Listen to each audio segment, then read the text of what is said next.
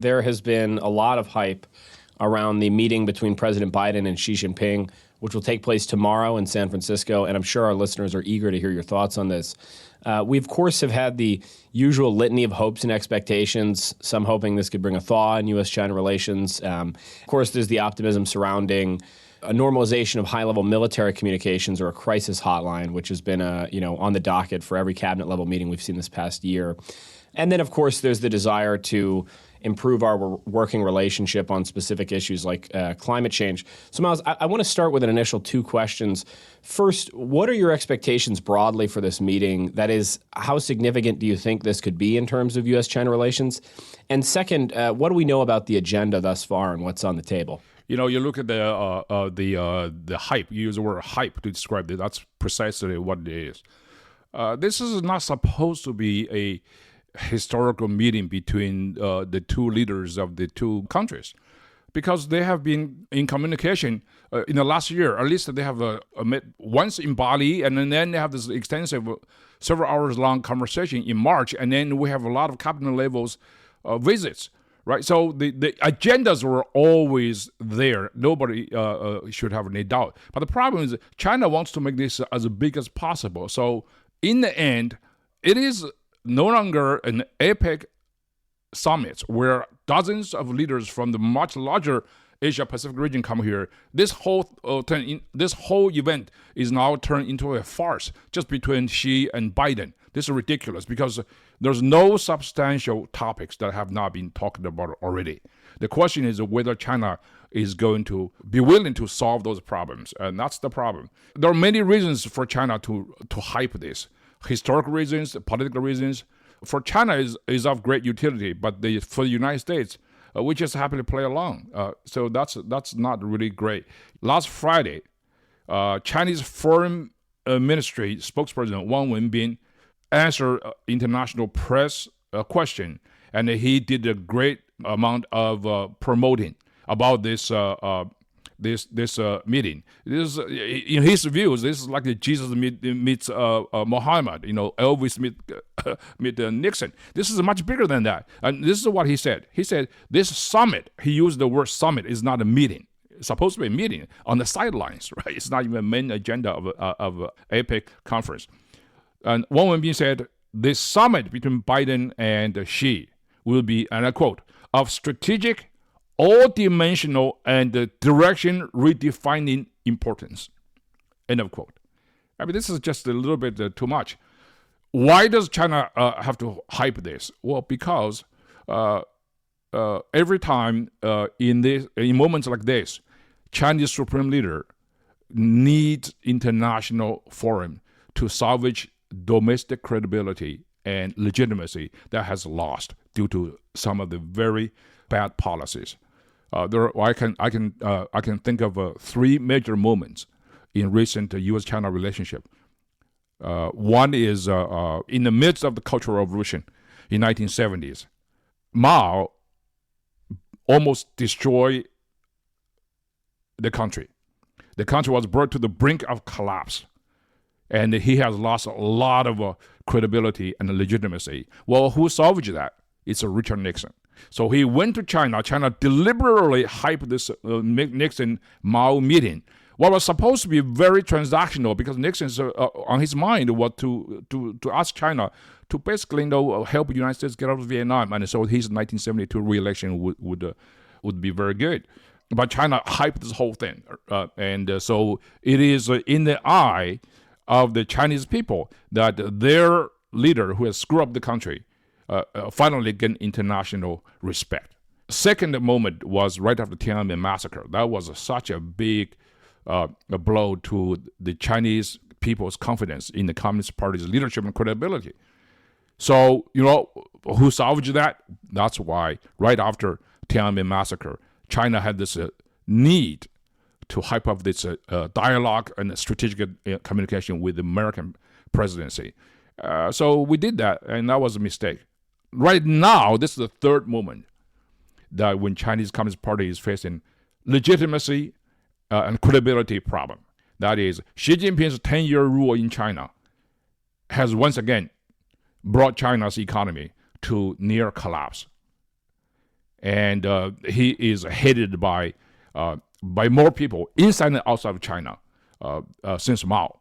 So he needs credibility and legitimacy restoration. This is why they constantly beg the United States to hype up this kind of a strategic dialogue between Biden and Xi. So this is a very cynical play of Americans' naivete, in my view. Secondly, if you look at what China is doing in Indo-Pacific region, on a weekly, even daily basis, the Chinese military is harassing and intimidating many of the neighbors, the Philippines, Japan, and Taiwan, of course, and India. So the tensions were there, and they are really not really popular in the region. Most of the countries China is bullying are Americans, friends, and allies. So summits like this in San Francisco, hobnobbing, dining, and whining, serve a very particular purpose. That is to demoralize American allies in the region that are daily intimidated and harassed by China, because United States is the only country capable of countering China's aggression in the region. So that's why it's a very cynical play again. I would also say, forum like this is a very good opportunity for Xi Jinping to sell to the world the Chinese Communist Party model of governance. He's going to come here and make a big speech and denouncing the global order full of conflict and instability, and China is the only country that can save the world. Keep in mind, Xi Jinping's public image, his own self-designation in China, is that he is the only global leader capable of running the world. He's a direction provider to the world. So that's basically, he wants to fulfill that kind of self-promotion, self-designation in San Francisco. And of course, Xi Jinping also knows that the current administration has this extreme aversion to confrontation. He believed the current administration was full of nice guys, not really ready psychologically for conflict with China. So that's why he's come here to exploit that kind of psychology.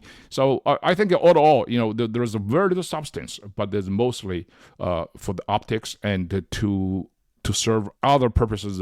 Most of it is almost like a political warfare, in my view. So given what you've just outlined in terms of China stealing the show from the broader economic summit and what Xi Jinping hopes to gain optically from this, shifting to the U.S. perspective, what is the best we could hope to get out of a meeting like this? And given what China stands to gain from a meeting like this, how would you advise the president to go into this meeting and approach this? I don't know why we agreed to Chinese demand that to make this a meeting to summit of strategic importance. There's none. American administration's major approach dealing with adversaries like China is to seek specific, concrete result. In other words, everything is business-like, is transactional. China doesn't look that way. They care far less about specific improvements, but they want to elevate everything to something that's not really there. So it's very abstract and hollow. And if you push China really, really hard on specific promises, specific policy changes, they will do it, but they really didn't mean it. Like in the pledge to get rid of militarization in the South China Sea, like all the trade policies. I think the White House right now is pushing for this de-weaponization of artificial intelligence. Right, that's a good thing, but you do not really have to believe what China is going to promise in this country, because China is not really ready and unwilling to implement anything they sign. Looking at the broader picture of U.S.-China relations, I mean, we hear a lot of dismay about the current relationship between the two countries, regret that it's soured, and hope for a thaw. But I'd like to ask you broadly, how desirable is a thaw at this time? And I just want to frame that a little bit. I mean, obviously, no one wants tension to escalate too far, but you've spoken of the need for candid diplomacy with China. And it seems to me that given the fundamental ideological differences between our systems and coming off of decades of a naive approach to this relationship, there's bound to be friction. There's bound to be growing pains, if you will. So could we say that the tension we're feeling right now is actually an indication that in some ways we've righted our approach to dealing with China? And I guess if so, what should that relationship look like going forward? Well, the reason why I spent several minutes earlier to talk about China's motive and intention is very important. And I don't think in Washington and in many other Western capitals, we have a sufficient understanding of China's motives. We treat China like a normal country, like any other one. So therefore, we engage China from a transactional point of view. We want China to do this, A, B, C, D, right? It's very specific. China doesn't think that way. It has something much larger. They want to enhance the survivability of the regime, number one. They want to demoralize Americans' allies. And speaking of which, this is very important. Why is that America not counter China's daily bullying and intimidation operations in our region? We have not taken any actions because we fear China might retaliate, right? That fear can be exploited by the Chinese, and they have been doing so admirably. You ask for a right approach. I think right now we have to deal with China like a normal country. I would never have agreed to China's demand that to move the meeting between Biden and Xi during the actual agenda of the APEC to Wednesday, which is ahead of the main agenda of APEC. So this sounds like this is far more important. This bilateral meeting. So this is all something. Even small procedure can be manipulated. Secondly, we have to deal with China through candor.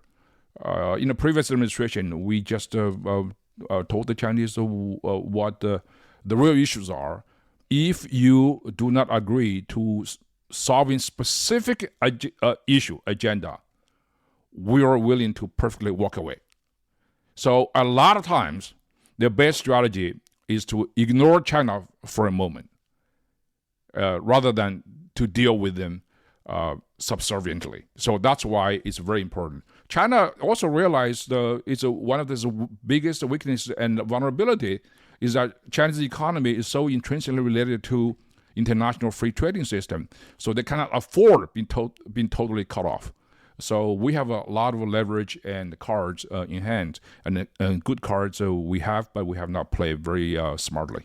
For our next topic, I want to turn our attention more directly to what has been a goal in every cabinet level meeting we've seen in the past year. That is a reestablishment of military-to-military communications. This, of course, will be a top agenda item for Biden and Xi this week, which we knew, but this past weekend this was confirmed by White House National Security Advisor Jake Sullivan in statements regarding the meeting.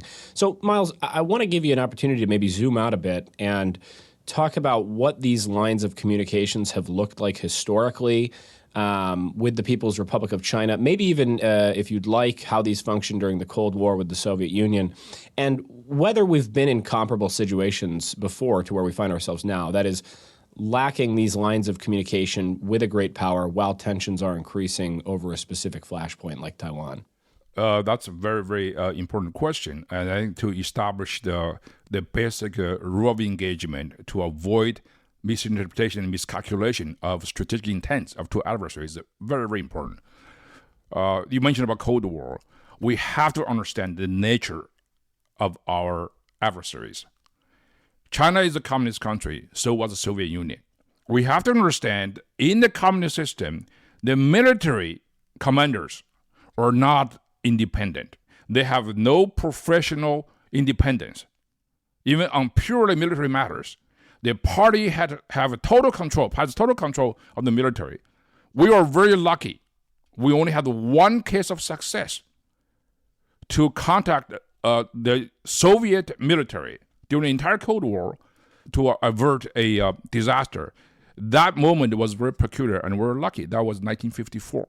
In 1954, the Chinese communists bombarded the Taiwanese-held islands of Quemoy and Mazu for the first time. And President Eisenhower just tried to try his luck. He picked up the phone to call General Chukov in Moscow.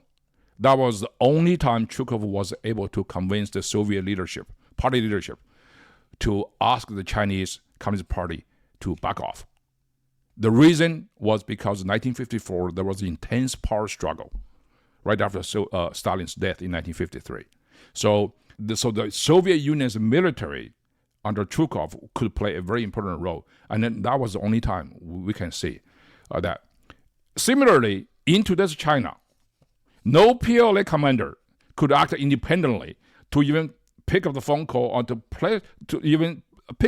even place the phone call to his counterpart in Washington. It's very, very difficult because PLA is strictly under the supreme leader himself. There's no way the CCP will allow any of its senior military leaders to have professional direct communication with their U.S. counterparts, or else the consequences will be very, very deadly. So, and also, don't forget, if you don't believe me, I'll give you two examples. We had hotlines, military-to-military hotlines, in the 90s and the early 2000s, and none of them really proved to be working. In 1999, for example, there was an accidental bombing of Chinese embassy in Belgrade, Yugoslavia, and we tried to contact their military. We tried to contact their leadership. To no avail.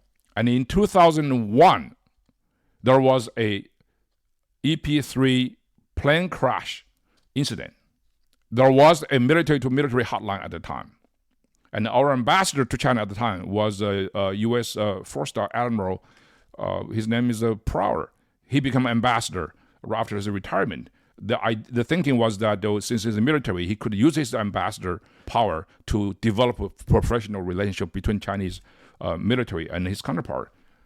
He had some friends over there inside the Chinese military. But in both cases, 1999, 2001, the phone calls from military high commands in Washington or in Hawaii went to China, and then no Chinese military leader could dare to pick up the phone, to answer the phone.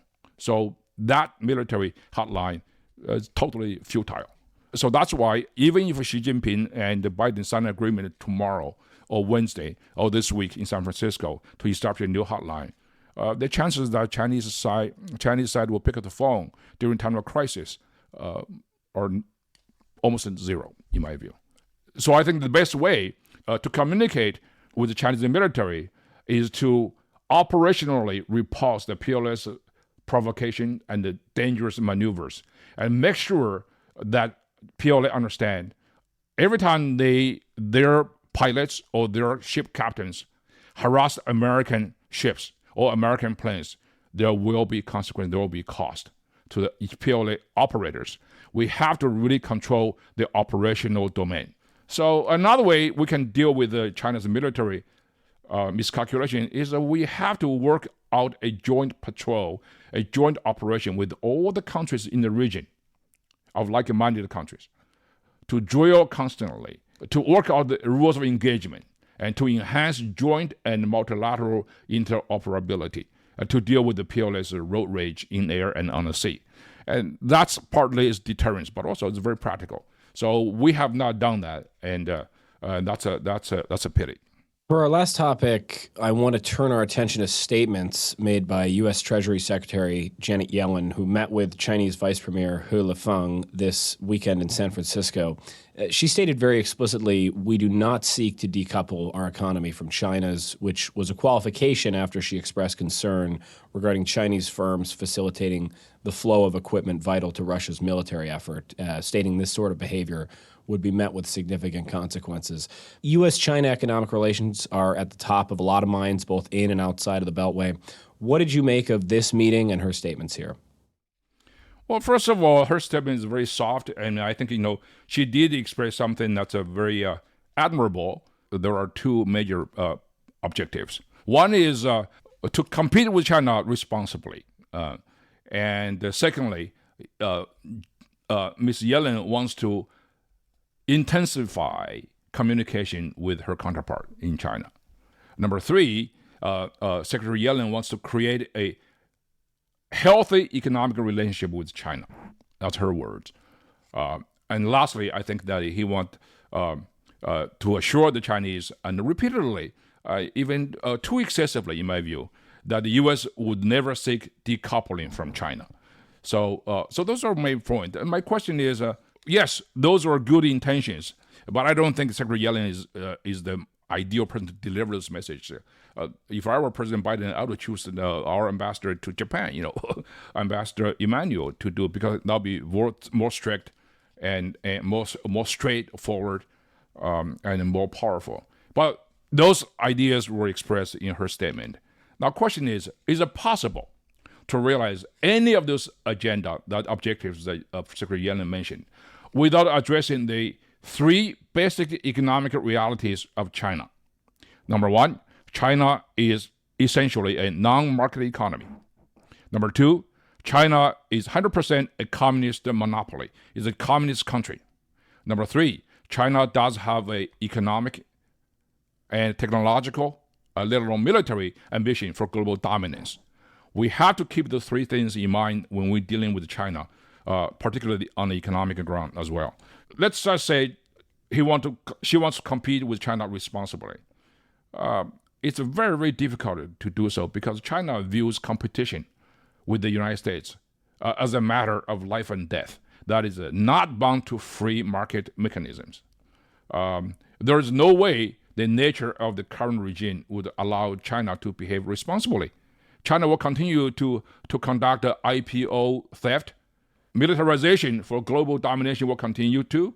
Abuse of human rights will continue. So we've been talking about China with China unless for more than half a century. This kind of a consistency still will remain. Secondly, she wants to intensify communication with her counterpart. Yes, to talk about specific issues, but which topics the United States and Secretary Yellen have not discussed intensely with the CCP leaders. All of them have been talked about. So it's not about the intensity of the communication. It's about total intransigency of the CCP.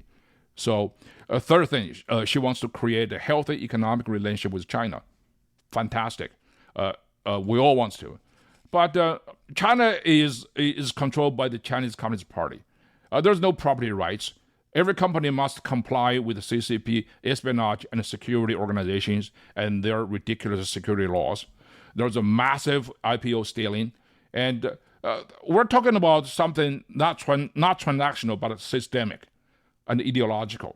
Because the United States and China are completely two different political and economic systems. So we have to address that. And then finally, I want to say something about decoupling, because Secretary Yellen said this emphatically multiple times. Well, since when did decoupling become a dirty word in Washington? I mean, in my view, all the major trade and financial problems of the West stem from coupling international free market system with the non-market communist planned economic system. So in my view, coupling actually is the original sin. Secretary Yellen is right that the United States government does not seek decoupling. But decoupling is happening at the dizzying speed by Western companies and foreign investors because China is basically uninvestable. That's decoupling, whether Secretary Yellen likes it or not. So Chinese government knows this. That's one of the things that her counterpart, Deputy Minister He Lifeng, talks about constantly, because Chinese economic reality forced China to face the issue of decoupling. And as a matter of fact, since I mentioned that every economic policy is actually a political policy in China, in fact, the CCP actually views economic coupling with the West as a major political and ideological risk. So the CCP has already greatly reduced its coupling assets and projects with the West in general and the United States in particular. For example, the total trade volume has dropped greatly between the United States and China. The total U.S. export to China constitutes only 7.5%. Only 17.9% of all U.S. import from all countries is from China. That 17.9% of import from China is a far smaller than the same number a few years ago. And this number actually places Mexico and Canada as the U.S.'s two top trading partners. China has fallen to the third. China's holding of U.S. Treasury notes also witnessed a steady decline, dropping to a mere $860 billion from well over $1 trillion just a few years ago. China's holding of U.S. debt constitutes only about 11% of all U.S. foreign debt. Japan is at the top right now. Japan's holding of American Treasury notes constitutes 15%. So all in all, I think both sides see the inevitable trend of decoupling. So for Secretary Janet Yellen to constantly emphasize that point, I don't think it's just not really sort of square. It's not really squaring with the reality, because reality is not necessarily comply with American policy. Policy may not have a decoupling component, but the reality is different.